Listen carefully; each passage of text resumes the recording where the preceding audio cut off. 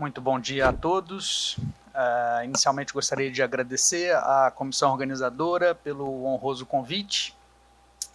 E então vamos começar falando sobre um caso, esses são meus conflitos de interesse, sobre um caso bem do nosso dia a dia. Uma senhora de 70 anos de idade, professora aposentada, natural e procedente de São Paulo, que numa avaliação com a sua ginecologista, o que também é bastante comum, ainda aos 70 anos essa paciente fazia suas avaliações periódicas e então uma ultrassonografia identificou uma infiltração gordurosa no fígado, uma esteatose, embora ela se sentisse muito bem e completamente assintomática, nenhum indício de comprometimento funcional hepático, pelo menos do ponto de vista clínico. Na sua história social, é uma paciente que não tinha histórico de tabagismo, mas bebia 1 a 2 taças de vinho por dia, 5 a 7 dias por semana. E tinha como comorbidades hipertensão arterial sistêmica há aproximadamente 30 anos, diabetes mellitus diagnosticado há aproximadamente 16 anos e um diagnóstico recente de depressão há 1 ano, sem tratamento farmacológico. E falando em medicamentos de uso contínuo, ela fazia uso de losartana com hidroclorotiazida, gliclazida com pioglitazona, simvastatina e fluoxetina. No seu exame físico, ela apresentava um índice de massa corporal de 28,7, com uma circunferência de cintura de 97, então, ou seja, um sobrepeso com indícios de obesidade central, e apresentava um fígado palpável a 2 centímetros do rebordo costal direito, de consistência fisiológica, e não havia qualquer sinal, qualquer estigma de hepatopatia avançada à ocasião.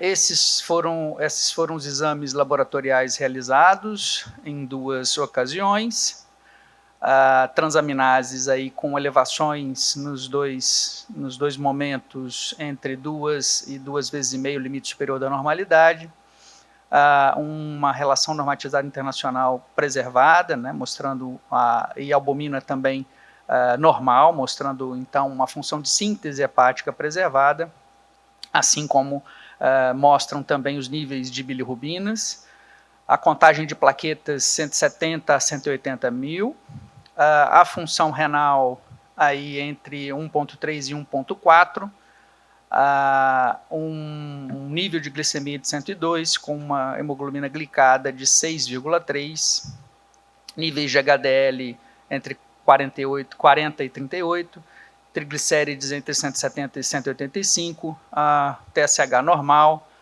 marcadores para hepatite B e C negativos e na avaliação que um colega já havia feito antes de nos referenciar essa paciente, ele tinha pensado na possibilidade de hepatite autoimune, então ele já havia solicitado a pesquisa de fator antinuclear e de anticorpos antimúsculo liso, ambos vieram não reagentes, e os níveis de gama-globulinas e dosagem de IgG, que também nós utilizamos para rastreamento do diagnóstico de hepatite autoimune, estavam normais.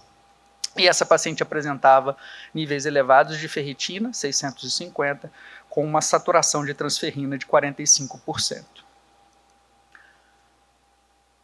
Um exame de imagem foi solicitado, uma ultrassonografia com Doppler, que mostrou um fígado com estrutura normal, uma esteatose grau 2, sem sinais de hipertensão portal, portanto não havia esplenomegalia, não havia aumento do calibre da veia porta e também não havia qualquer sinal de colaterais portosistêmicas, que são os achados que habitualmente a gente procura para identificar a hipertensão portal. Então, resumindo, uma mulher de 70 anos de idade, com aminotransferases entre 2 e 2,5 vezes limite superior do normal, com uma síndrome metabólica e um consumo etílico entre 126 a 196 gramas de etanol por semana. Então, a primeira pergunta é: qual a causa da lesão hepática nessa paciente? Então, por favor, votem.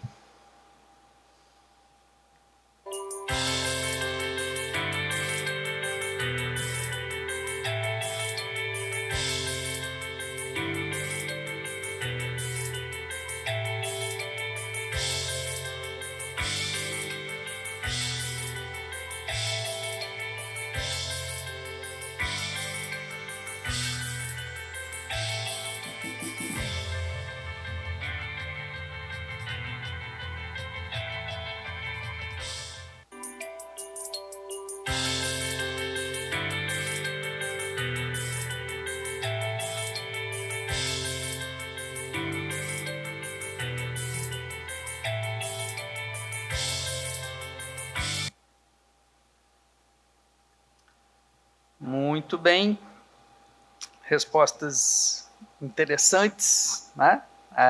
Eu até esperava que a gente tivesse uma distribuição um pouco maior aí, mas a opção mais votada é doença hepática gordurosa associada à disfunção metabólica mais uso abusivo de álcool.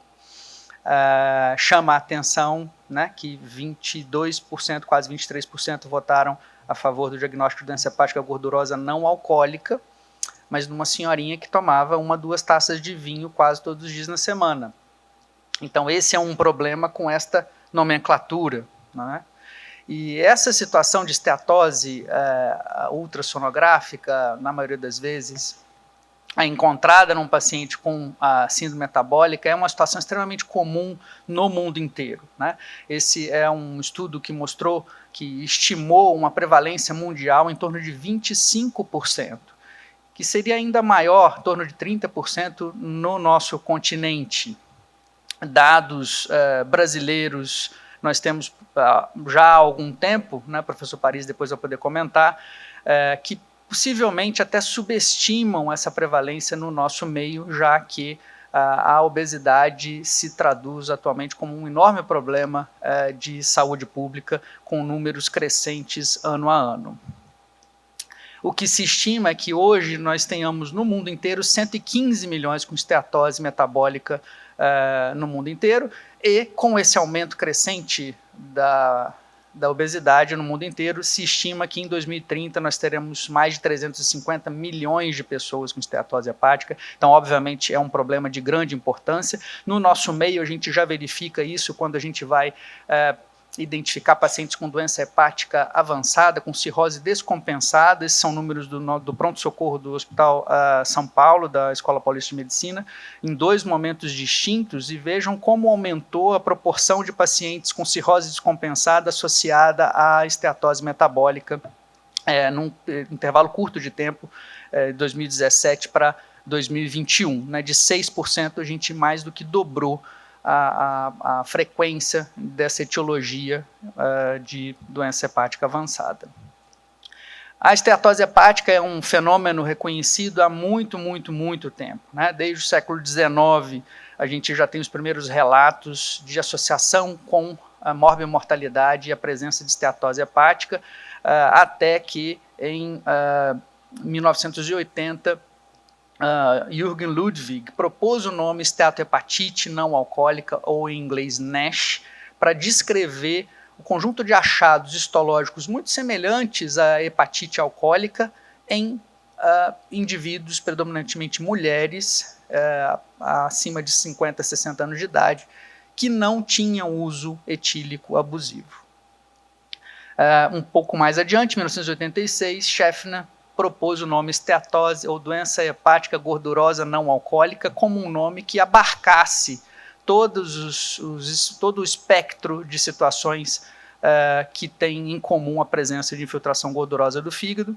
E mais recentemente, em 2020, um conjunto de especialistas propôs uma modificação do nome para justamente tirar esse nome negativo não alcoólico para um nome mais propositivo, que seria doença hepática gordurosa, metabólica ou associada à disfunção metabólica, como alguns querem.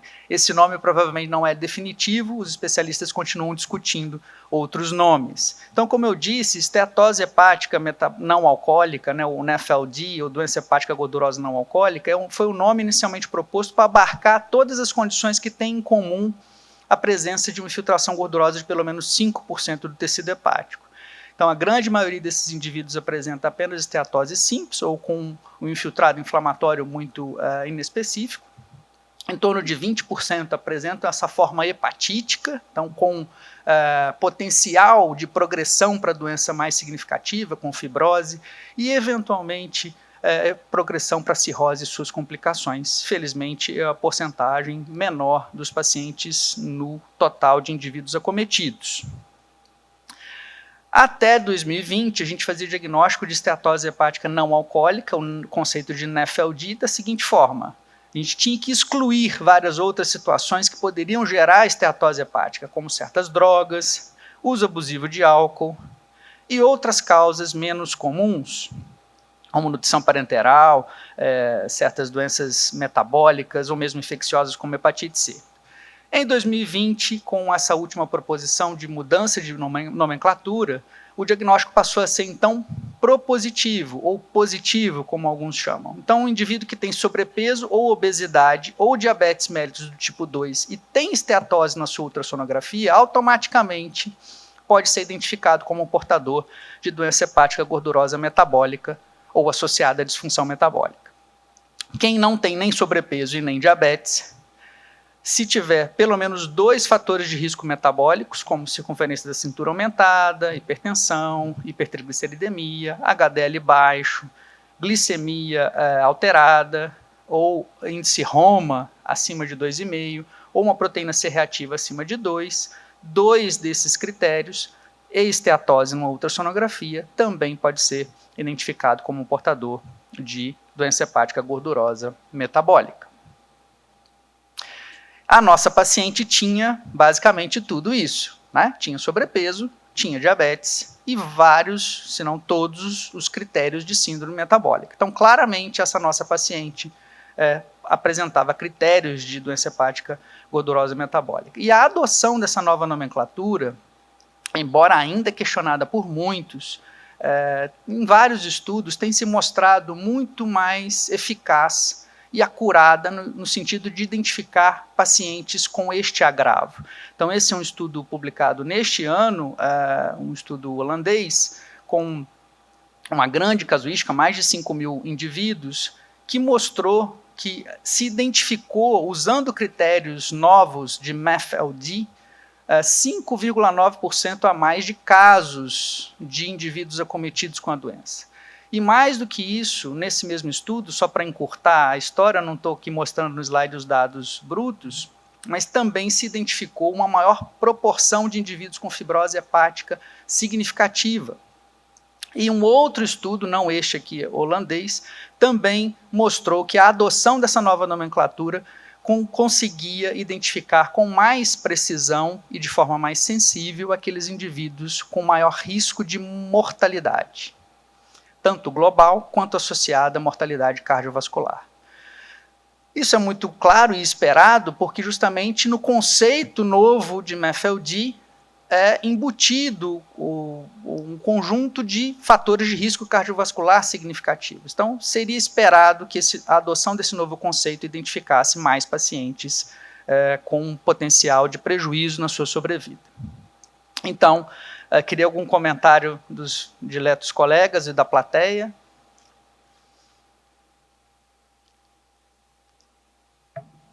Alguém quer comentar algo?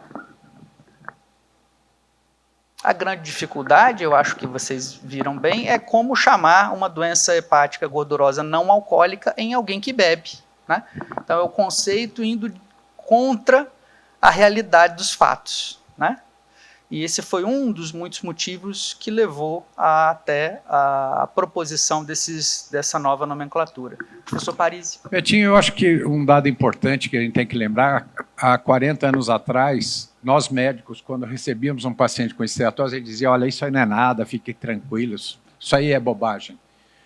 Nós saímos disso para uma doença metabólica extensa. Quer dizer, hoje a gente está dizendo de uma doença que não é apenas a gordura no fígado, mas que tem uma série de repercussões metabólicas. Isso vai implicar em complicações em outros órgãos, de tal forma que hoje a esteatose está sendo estudada por cardiologistas, endócrinos, medicina geral e tudo. Porque nós não estamos falando de uma doença só localizada no fígado, mas de uma doença sistêmica. Professor Roberto, Oi. é uma pergunta de ordem prática, nós temos muitos acadêmicos aqui. Qual seria o consumo diário de álcool para se dizer assim, está consumindo uma quantidade adequada? Então, esse é motivo de enorme discussão, né? O termo que o senhor usou é adequada, né? E cabe ressaltar que se você está falando em saúde, qualquer desfecho ominoso em saúde, não há qualquer quantidade regular de álcool que seja segura. O único padrão de ingestão etílica compatível com benefícios em saúde é 0. É duro ouvir isso, mas isso é o que os estudos mais recentes mostram. Em termos de risco de doença hepática, para esteatose, se admite que para mulher, qualquer consumo acima, igual ou superior a 20 gramas de etanol ao dia, seria já capaz de gerar algum grau de esteatose hepática, e para homens em torno de 30 gramas. Então é preciso fazer essa distinção, aquilo que é capaz de gerar alguma doença hepática, daquilo que causa um potencial prejuízo à saúde dos indivíduos. Ninguém deve beber nenhuma quantidade regularmente de álcool. Isso contraria os preceitos da indústria vinícola francesa, né? Que defende o preceito de um cálice de vinho por dia para melhorar o prognóstico cardiovascular. Mas, enfim, você está correto, foi uma pergunta mais para provocar.